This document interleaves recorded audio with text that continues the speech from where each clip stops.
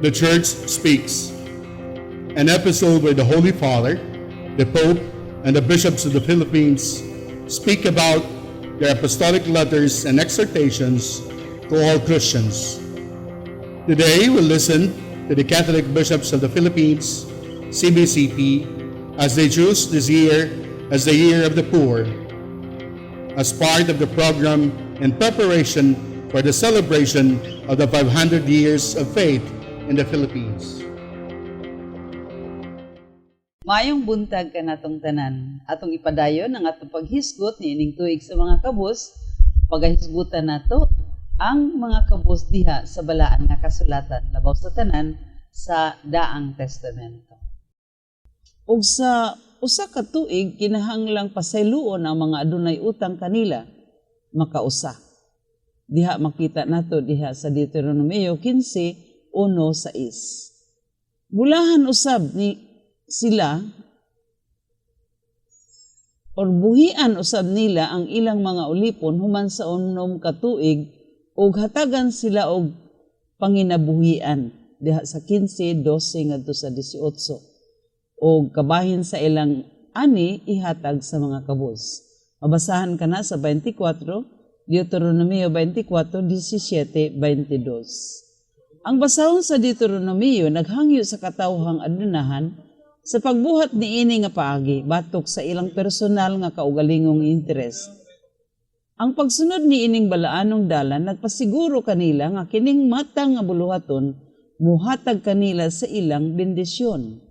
Tungod kayang tanang bendisyon gikan man sa Dios, pinaagi ni ana magmabungahon usab sila diha sa ilang luna.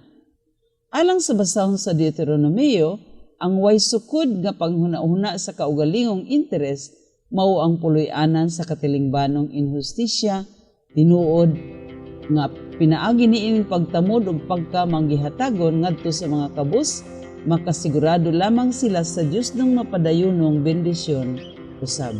Daghang salamat sa inyong pagpaminaw. Hangtod sa sunod Domingo, mayong buntag.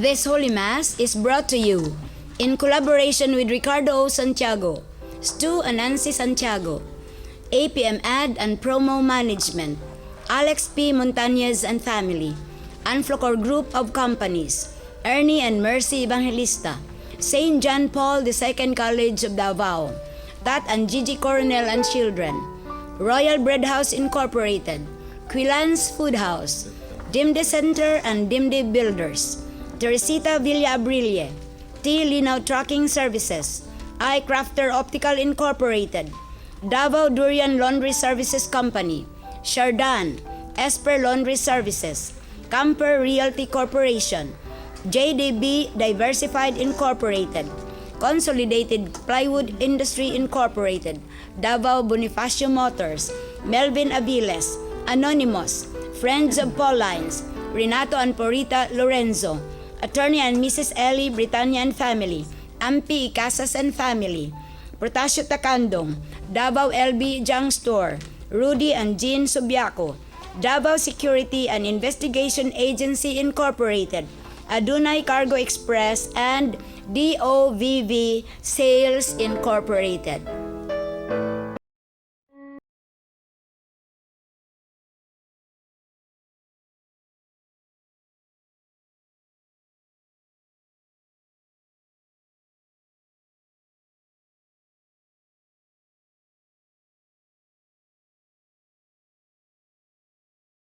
I unite myself to the intentions of Jesus Christ, priest and victim, that I may be entirely offered for your glory and for the salvation of all people,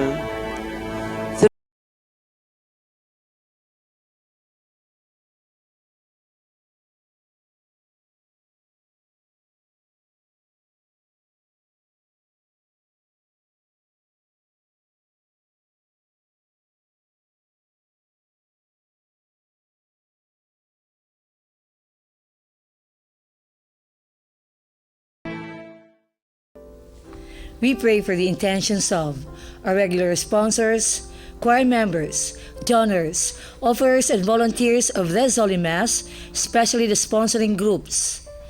For the 76th Davao Medical Society founding anniversary and the 58th Philippine Medical Association National Medicine Week celebration, the Davao Medical Society officers and specialty and subspecialty societies presidents, Dr. Jennifer Banluta, Dr. Ricardo Audan, Dr. Luz P. Acosta, Dr. Noril O. Fargas, Dr. Jean Suzanne A. Lindo, Dr. Jose G. Beltran Jr., Dr. May R. Gallardo, Dr. Maria Teresa L. Badang, Dr. Karen C. Castro, Dr. Olive De Castro, Dr. Cyrus B. Estera, Dr. Sheila Marie Q. Hernandez, Dr. Perlita P. Pimentel, Dr. Malu Garcia Monteverde, Dr. Hansel A. Magno Jr., Dr. Suzette Kawit Alegarbes, Dr. Eleanor S. Blanco,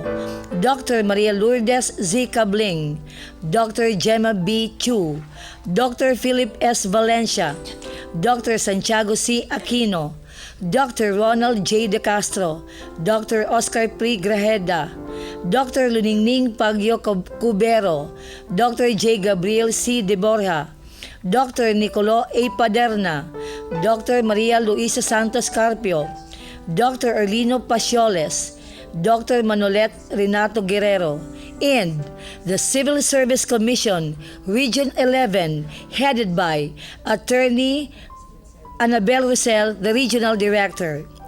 Thanksgiving intentions and blessings of the Hall of Justice occupants, Municipal Trial Courts in Cities, Regional Trial Court, Prosecution Office, Public Attorney's Office, Parole and Probation Office, City and Regional Offices, and Amor Cecilia R. Batingana.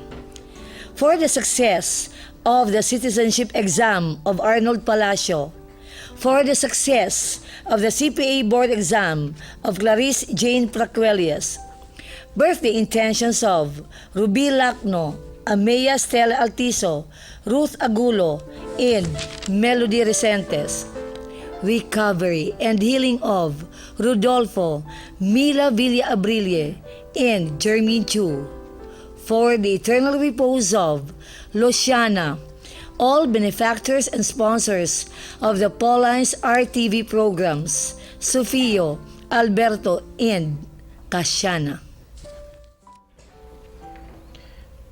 Prayer for the sick. Lord and Father, God, without end and almighty, through your grace, you gave us strength and help in our weakness. In your mercy, touch your sick people. Deliver them in their sicknesses and restore them good health, so that assured of your goodness and love, they will praise and thank you in your holy name. Through Christ our Lord. Amen. Amen. My dear brothers and sisters in Christ, good morning. In today's Gospel, the disciples argue over who among them is the greatest. Jesus reveals to his disciples that his kingship does not consist of power and domination, but of humility and service.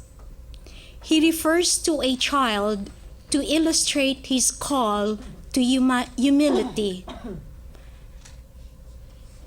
Days are coming when men and women running for political office will declare their candidacy.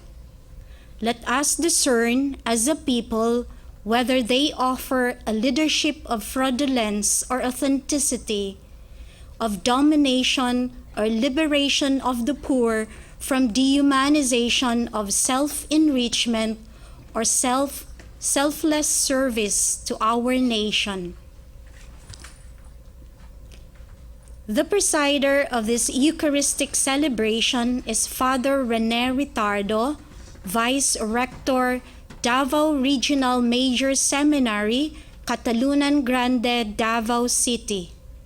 The choir during this Mass is the Hymnos Christi Choir, St. Joseph the Worker Parish, Sasa, Davao City.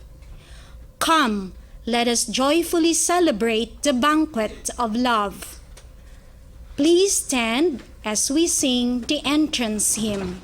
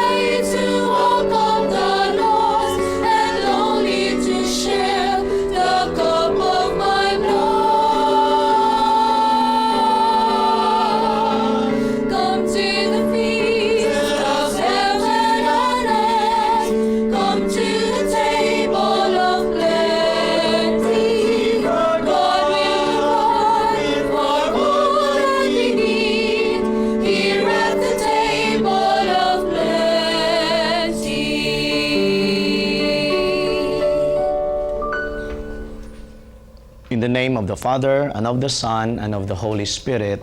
Amen. The grace of our Lord Jesus Christ, and the love of God, and the communion of the Holy Spirit be with you all. And with your spirit. Brothers and sisters, let us acknowledge our sins, and so prepare ourselves to celebrate the sacred mysteries.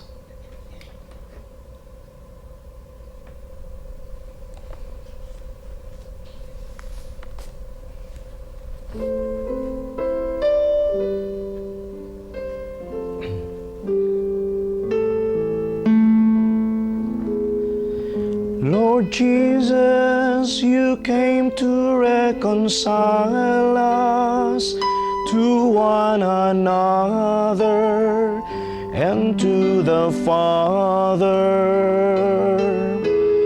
Lord, have mercy.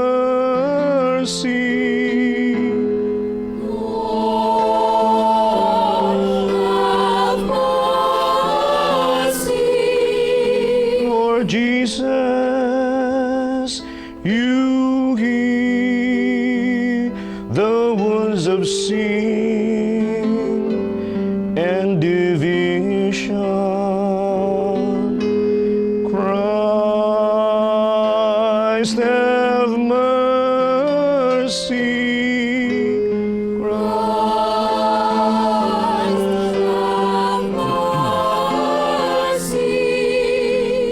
Jesus, you intercede for us with your Father. Lord, have mercy.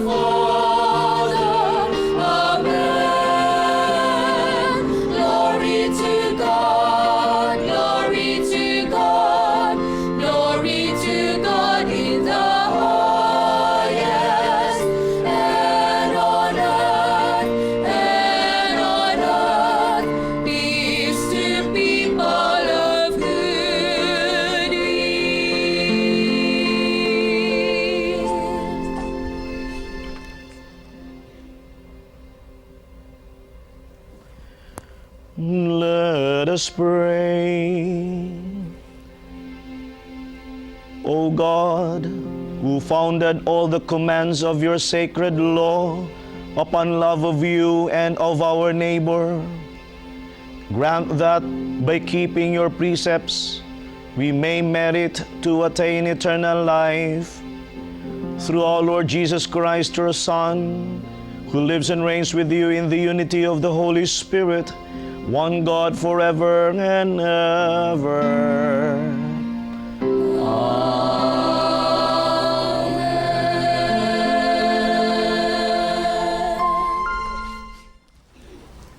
The godly life of a just person becomes a reproach to the wicked. They seek to do away with him because he is a reminder of their wickedness. The just one foreshadows the Lord Jesus, who will suffer, die, and rise for humankind's salvation. The first reading From the Book of Wisdom. The wicked say, "Let us beset the just one, because he is obnoxious to us. He sets himself against our doings, reproaches us for transgressions of the law, and charges us with violations of our training. Let us see whether his words be true. Let us find out what will happen to him. For if the just one be the Son of God, God will defend him and deliver him from the hand of his foes. With revilement and torture, let us put the just one to the test, that we may have proof of his gentleness and try his patience. Let us condemn him to a shameful death, for according to his own words, God will take care of him." The word of the Lord. Thanks be to God.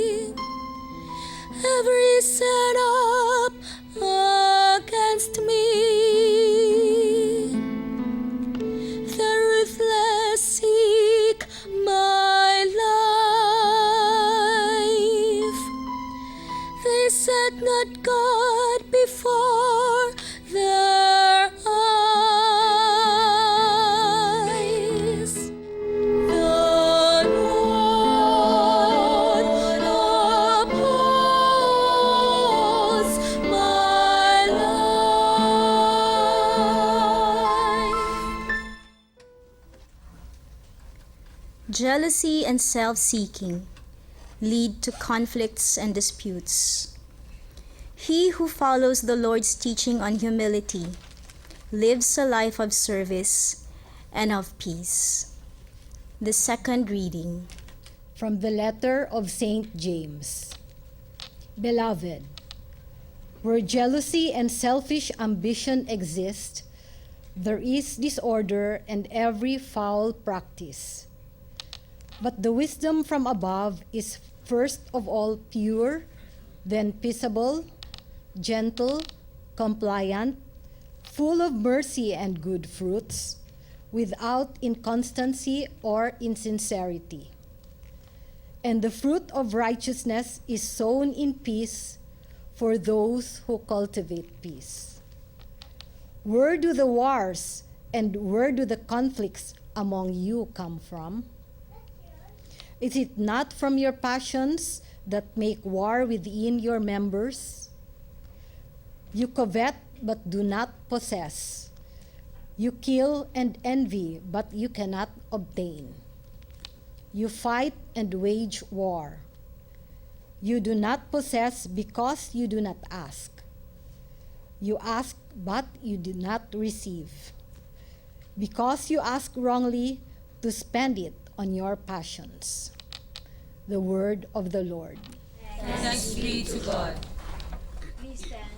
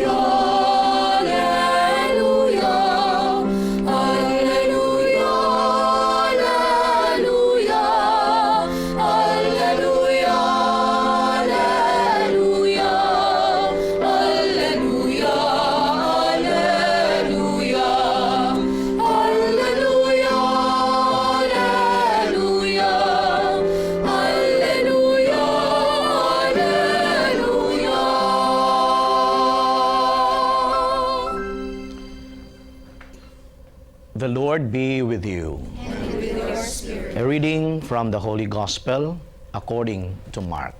Glory to you, O Lord. Jesus and his disciples left from there and began a journey through Galilee, but he did not wish anyone to know about it. He was teaching his disciples and telling them, "The Son of Man is to be handed over to men, and they will kill him. And 3 days after his death, the Son of Man will rise." But they did not understand the saying, and they were afraid to question him. They came to Capernaum, and once inside the house, he began to ask them, "What were you arguing about on the way?" But they remained silent. They had been discussing among themselves on the way who was the greatest. Then he sat down, called the 12, and said to them, "If anyone wishes to be first, he shall be the last of all and the servant of all." Taking a child, he placed it in their midst, and putting his arms around it, he said to them, "Whoever receives one child such as this in my name receives me. And whoever receives me receives not me, but the one who sent me." The Gospel of the Lord. Praise to you, Lord Jesus Christ.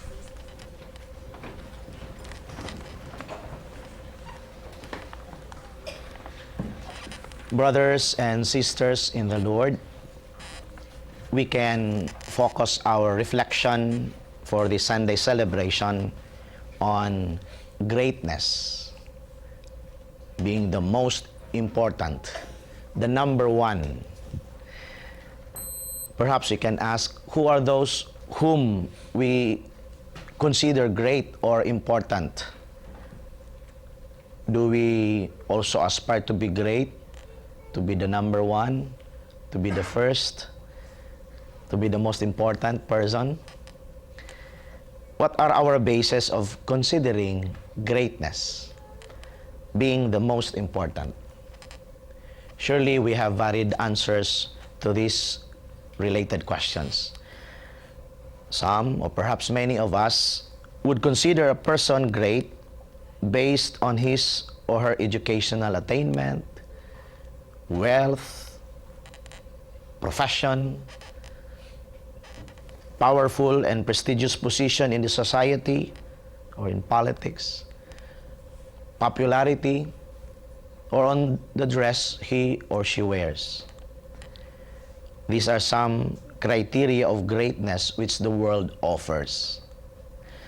However, Jesus presents his own criteria or condition on greatness.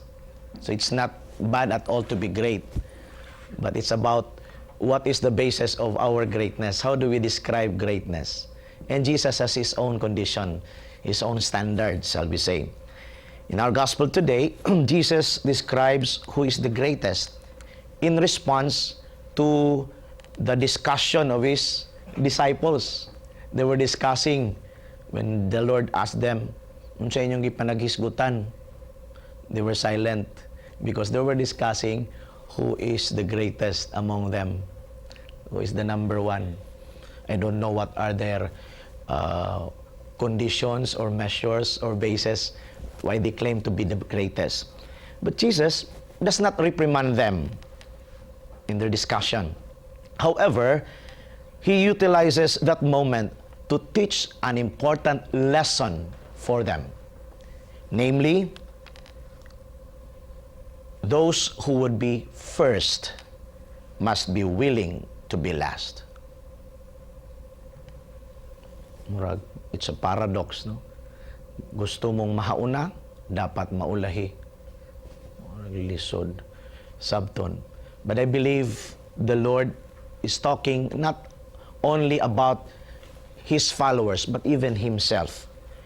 In this way, Jesus gives the proper perspective on how to be the greatest. Greatest in the eyes of God, not so much on or in the eyes of men or in the eyes of the world. He emphasizes that to be the greatest in God's eyes is to be the servant of all.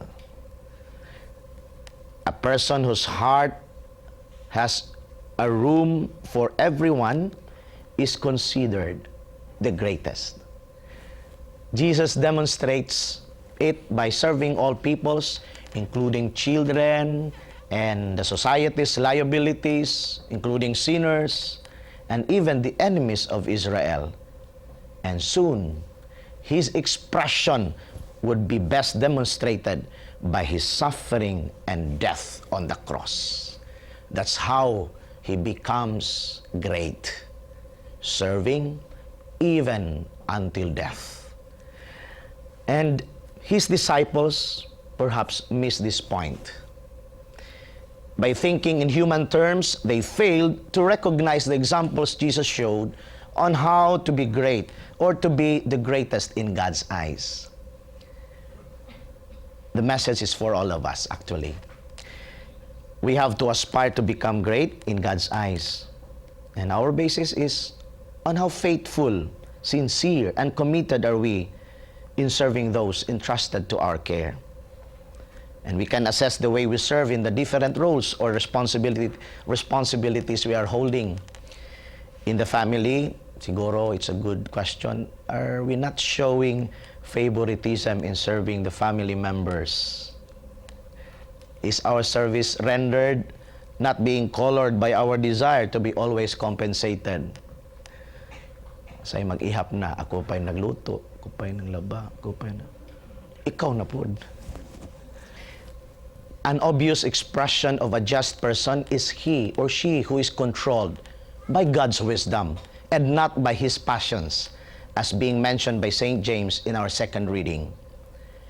St. James specifies one of the capital sins that might be expressive of a person ruled by his unbridled or uncontrolled passions. And what is that? Envy. Envy is about wanting what someone else has, such as money, property, job, that other person enjoys.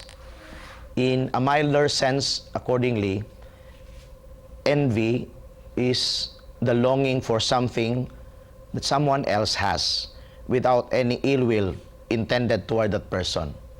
But it could be possible that that milder degree would become graver. It could be possible that an envious person does not only wish what other persons have, but even wishes those persons would lose it. And at its worst, he or she takes steps to make that happen. Envy has to do with what belongs to someone else. And there is another thing related to envy that is mentioned by St. James, jealousy. Murag parintire ni sila. No? Pero jealousy, as a sin, is about what we have and our worry that a rival will take it from us. We become jealous then of a person we see as a threat to us. That is why jealousy is the cause of so many crimes of passion, of obsession, as they are called, as a person eliminates what he or she sees as a threat to something valuable. Pili lang taan ni, asa ta ni envious ba ta or jealous? Both envy and jealousy distort our soul out of shape. Our way of looking at realities is distorted. Look at what James described in our second reading, how envy and jealousy are corroding, disintegrating, destroying our fellowship, the fellowship of a Christian community. Accordingly, as long as runners keep their eye on the goal, they will do well. They begin to fail when they start noticing and becoming preoccupied with the other runner. So to be the greatest then is to be controlled by God's wisdom, or inspired by God's wisdom, and not by our passions, especially envy and jealousy. In the end, it is God who has the right to judge our greatness, brothers and sisters. Our task is to strive to become servants of all. A servant who is just and is empowered by God's wisdom. We pray for this grace. So in this Eucharist, we will encounter our greatest leader, Jesus Christ, who served all, who had not been envious, jealous, but just and righteous. Brothers and sisters, in the Eucharist, Jesus asks us to be great by serving our families and communities with justice and righteousness, inspired not by envy and jealousy, but by being aware of God's blessings bestowed upon us and by being committed and faithful to our duties and responsibilities.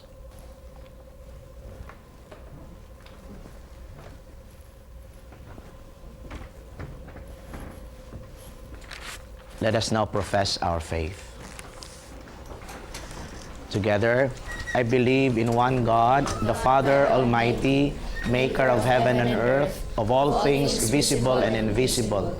I believe in one Lord Jesus Christ, the only begotten Son of God, born of the Father before all ages, God from God, light from light, true God from true God, begotten not made, consubstantial with the Father. Through him all things were made, for us men and for our salvation.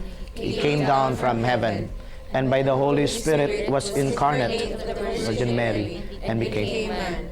For our sake he was crucified under Pontius Pilate, suffered death and was buried, and rose again on the third day in accordance with the Scriptures. He ascended into heaven, and is seated at the right hand of the Father. He will come again in glory to judge the living and the dead, and his kingdom will have no end. I believe in the Holy Spirit, the Lord, the giver of life, who proceeds from the Father and the Son, who with the Father and the Son is adored and glorified, who has spoken through the prophets. I believe in one holy Catholic and Apostolic Church. I confess one baptism for the forgiveness of sins, and I look forward to the resurrection of the dead and the life of the world to come. Let us pray that we may be like Jesus, who has entrusted himself to his Father's will, as a child entrusts himself wholly to his parents. Confident in the Father's love, we pray, Lord, hear our prayer. Lord, hear our prayer. That our religious leaders may remain humble in their service and embrace their positions only as crosses to be borne out of love for others, rather than thrones where they can exploit their power, we pray. Lord, hear our prayer. That consecrated men and women may uphold their vows of obedience and commit to inspiring everyone to cherish the virtue of humility, we pray. Lord, hear our prayer. That teachers, whom we recognize and thank in this National Teachers Month, continue to be diligent agents of learning and shining models for their students, we pray. Lord, hear our prayer. That as the member of the Davao Medical Society and the Philippine Medical Association celebrate the 58th National Medicine Week, be filled with revived enthusiasm and passion in answering their calling as Christ's healers, we pray. Lord, hear our prayer. That the sick, especially the sick members of the Davao Medical Society, may experience the healing hand of Christ and be filled with his healing grace and mercy, we pray. Lord, hear our prayer. That our beloved dead may be cleansed by the Eucharist and be raised to eternal joy by the Lord, we pray. Lord, hear our prayer. That the celebration of the Eucharistic Congress in Cebu be the means of learning more about Jesus' presence in our lives, we pray. Lord, hear our prayer.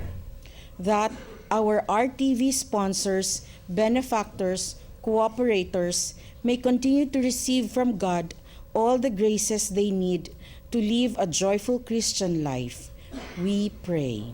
Lord, hear our prayer. Father, hear the prayers of your children who trust in you. Give us a childlike disposition, for your kingdom belongs to the little ones. This we ask through Christ our Lord. Amen.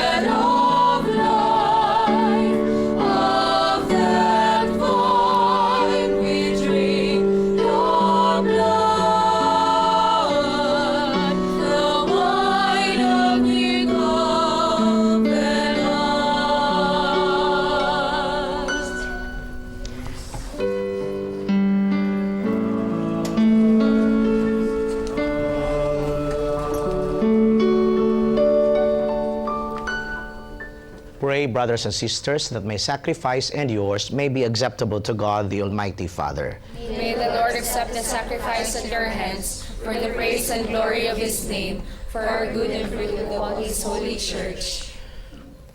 Receive with favor, O Lord, we pray, the offerings of your people, that what they profess with devotion and faith may be theirs through these heavenly mysteries. Through Christ our Lord. Amen.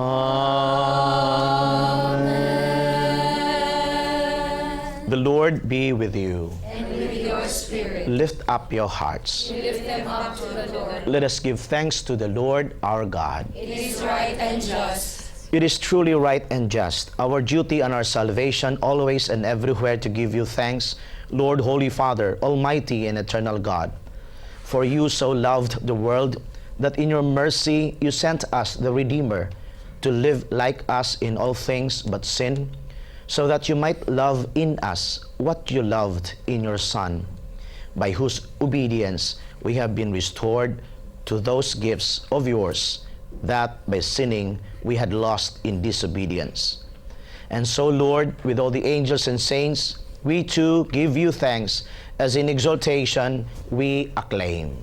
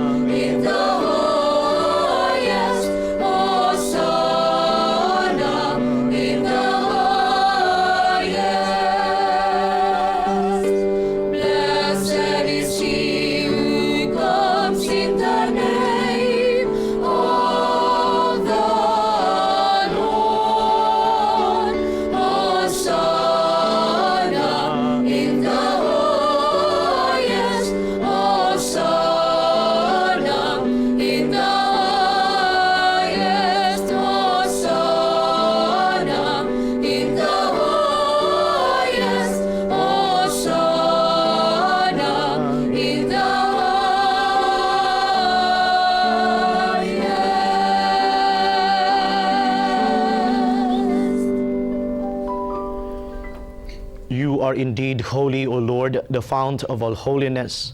Make holy, therefore, these gifts, we pray, by sending down your Spirit upon them like the dewfall, so that they may become for us the body and blood of our Lord Jesus Christ. At the time he was betrayed and entered willingly into his passion, he took bread and, giving thanks, broke it and gave it to his disciples, saying, "Take this, all of you, and eat of it, for this is my body, which will be given up for you."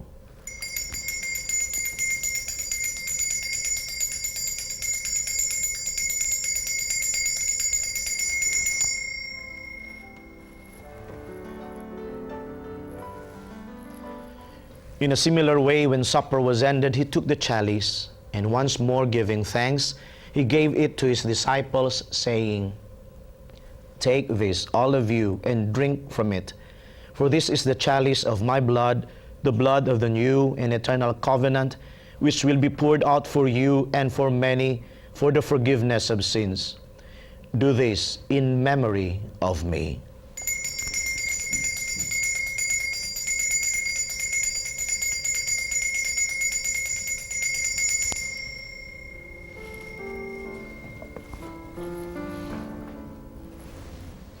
The mystery of faith.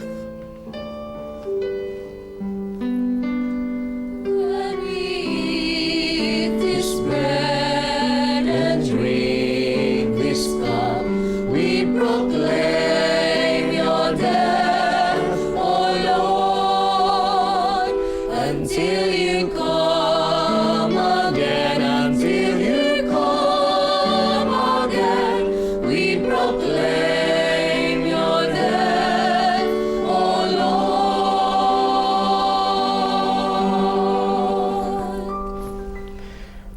Therefore, as we celebrate the memorial of his death and resurrection, we offer you, Lord, the bread of life and the chalice of salvation, giving thanks that you have held us worthy to be in your presence and minister to you.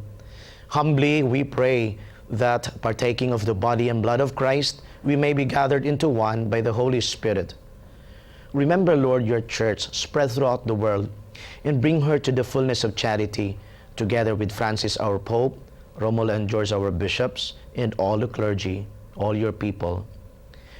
Remember also our brothers and sisters who have fallen asleep in the hope of the resurrection, and all who have died in your mercy. Welcome them into the light of your face. Have mercy on us all, we pray, that with the Blessed Virgin Mary, Mother of God, with Blessed Joseph, her spouse, with the blessed apostles and all the saints who have pleased you throughout the ages, we may merit to be co-heirs to eternal life, and may praise and glorify you through your Son, Jesus Christ. Through him, and with him, and in him, O God, Almighty Father, in the unity of the Holy Spirit, all glory and honor is yours forever and ever.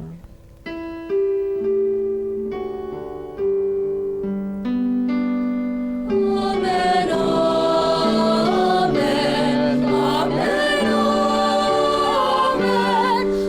amen, amen, amen, amen.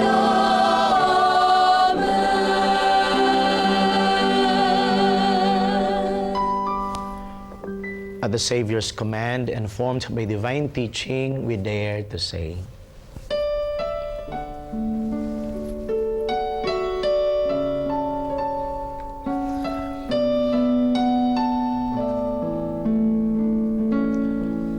Our Father, who art in heaven, hallowed be thy name.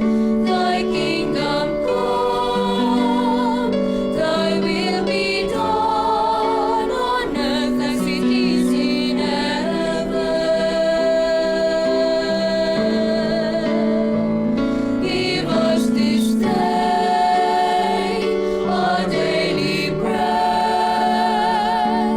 and forgive us our trespasses, as we forgive those who trespass against us. And lead us not into temptation, but deliver us from evil.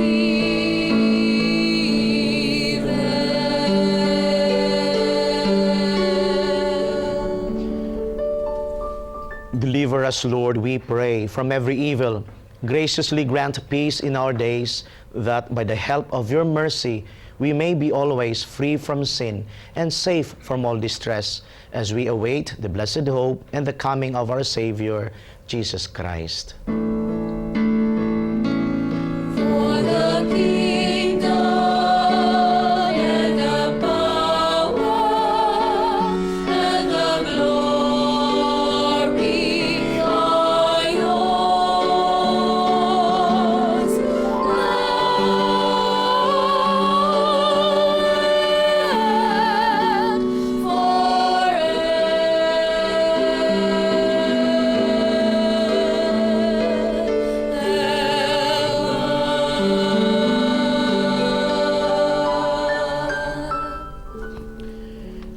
Lord Jesus Christ, who said to your apostles, "Peace I leave you, my peace I give you," look not on our sins, but on the faith of your church, and graciously grant her peace and unity in accordance with your will, who live and reign forever and ever. Amen. The peace of the Lord be with you always. And with your spirit. Let's offer each other the sign of peace. Peace to all of you. Peace do.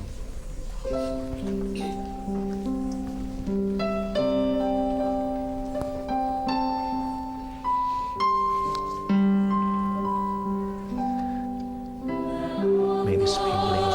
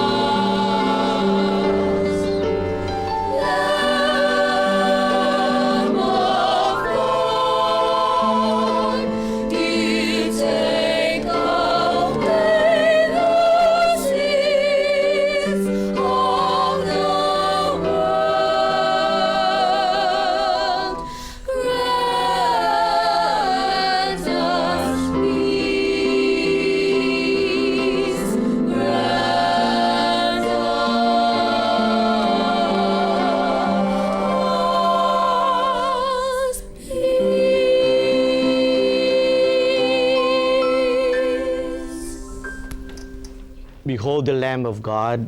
Behold him who takes away the sins of the world.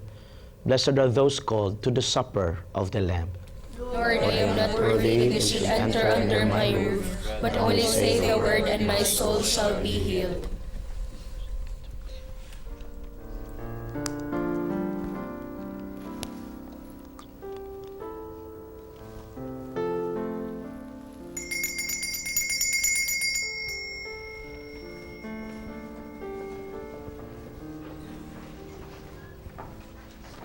The body of Christ. The body of Christ.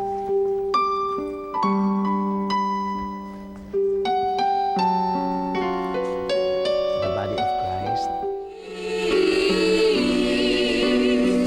Where there is nation,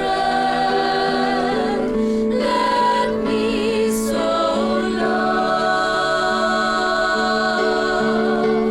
for it is healing that we receive, and it is in pardoning that we are pardoned, and it is in dying that we are born to eternal life, to eternal life.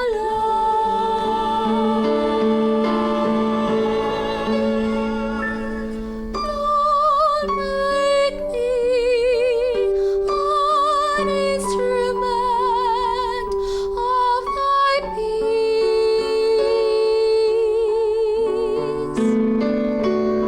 an instrument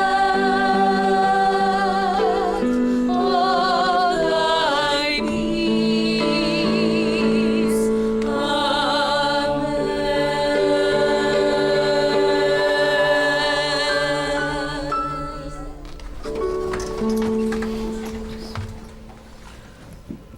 Amen. Let us pray. Graciously raise up, O Lord, those you renew with this sacrament, that we may come to possess your redemption, both in mystery and in the manner of our life, through Christ our Lord.